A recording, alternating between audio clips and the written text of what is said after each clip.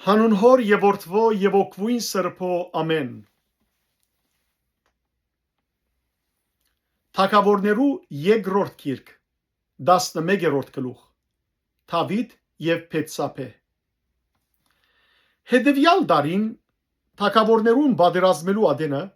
Դավիթ Հովափը եւ անոր հետ իր ծառաներն ու ամբողջ Իսրայելը ղրգեց եւ անոնք Ամմոնի որդիները գոդորեցին ու Ռաբբան բաշարեցին, բայց Դավիթ Երուսաղեմ մնաց։ Օրմը իրիկվան թեմ Դավիթ իր անգողինեն ելնելով Բալադին Դանիքին վրա գբդդեր։ Դանիքին վրայեն գին մտեսավ, որ գլվածվեր։ Այդ գինը հույժ վայելուչ դեսք ուներ։ Դավիթ մարդ ղրգեց եւ այդ գնոջ մասին հարցուց։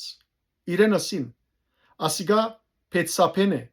Էլիամի աղջիկը, Քեդացի Ուրիայի գինը։ Դավիթ պատգամավորներ ղրգեց զայն բերելու։ Երբ ան իրքով եկավ, Դավիթ անոր հետ բարգեցավ։ Ան իր ամմակրութենեն թեր նոր մակրված էր։ Հետո ան իր դունը վերադարձավ։ Գինը հղացավ ու մարդ ղրգելով Դավիթի իմացուց ըսելով. հղի եմ։ Դավիթ մարդ ղրգեց Հովափի ըսելով. Քեդացի Ուրիան ինձի ղրգե։ Հովափալ Ուրիան Դավիթի ղրգեց։ Երբ Ուրիա անոր եկավ, Դավիթ Հովափի որբիսությունը, զորքին որբիսությունը եւ պատերազմին վիճակը հարցուց։ Հետո Դավիթ Ուրիայի ասավ.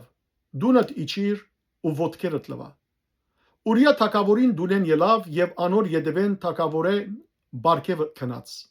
Բայց Ուրիա իր դիրոջ բոլոր ծառաներուն հետ Բալադին մուտքը բարգեցավ ու իր դունը չի չավ։ Երբ Դավիթի պատմեցին, թե Ուրիա իր դունը չի չավ, Դավիթ Ուրիայի ասավ. Թուն ճամփորդութենե եկած չես, ինչու դունդ չես իջներ։ Ուրիա Դավիթի ասավ. դա բանակը Իսրայել ու Հութա վրաններու մեջ կգենան, իմ դերս Հովափ եւ իմ դիրոջս ծառաները փած թաշտի մեջ կփանագին,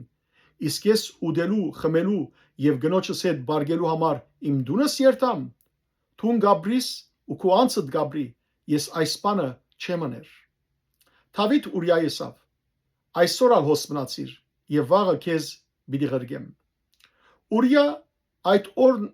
ու հետևյալ օրը Երուսաղեմի մեջ մնաց։ Դավիթ հրավիրեց զայն եւ ան իր արչեւ գերավ ու խմեց։ Դավիթ զայն քինովցուց։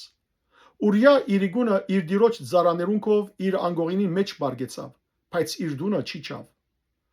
Արդուն Դավիթ նամակ մկրեց Հովափի եւ Ուրիայի ցերկով ղրգեց։ Նամակի մեջ գրեց. Ուրիան հույժ սաստիկ պատերազմին ճակատը թրեք ու դուք իրմե ետ քաշվեցեք, որբեսի զառնվի ու մեռնի։ Մինչ Հովափ քաղաքին վրա գասկեր, Ուրիան թրավ այնպիսի դեղմը, ուր գիտեր թե գդրիչ մարդիկ կային։ Քաղաքին մարդիկը դուրս ելան ու Հովափի թեմ պատերազմեցան եւ ժողովուրդեն Դավիթի ծառաներեն ոմանք ինգան, Քեդացի Ուրիան ալ մեռավ։ Հովափ պատգամավոր մղրգեց ու պատերազմին բոլոր եղերությունները Դավիթի իմացուց։ Պատգամավորին պատվիրեց. երբ պատերազմին բոլոր եղելությունները թագավորին պատմելը ավարտես, եթե թագավորին ցասումը փորփոքի եւ քեզիսե ինչու պատերազմելու համար քաղաքի մոտեցակ, չէի գիտեր թե բարիսպեն նետ գնեդեն։ Հերոփահի որդին Աբիմելեքը ով մերցուց, գիմը չէր որ բարիսպին վրայեն երգանակարի գդոր մնեդեց անոր վրա եւ ան թեպեսի մեջ մերավ, ինչու բարիսպի մոտեցակ, այնադեն ըսե Քուձարատ Քեդացի Ուրիանալ մերավ։ Պատգամավորը գնաց ու Հովափի բոլոր իրեն պատվիրածը Դավիթին պատմեց։ Պատգամավորը Դավիթի ասավ. իրապես այդ մարդիկը մեզ զորավոր էին,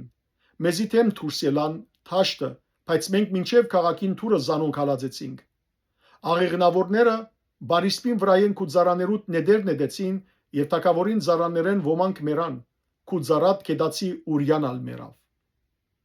Այնադեն Դավիթ պատգամավորին ասավ. Հովափի սաս է, այս բանը քեզի անհաջո թող չլա, արդարև սուրը երբեմն ասիգա գսպարե ու երբեմն անիգա,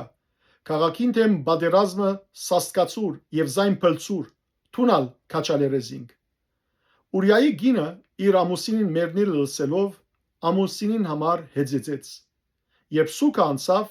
Դավիթ մարդ ղրգեց ու զայն իր դունը ընդունեց։ Ան իր գինը եղավ եւ իրեն որդի մծնավ, բայց Դավիթի ըրած բանը դիրոջ անհաջո եղավ։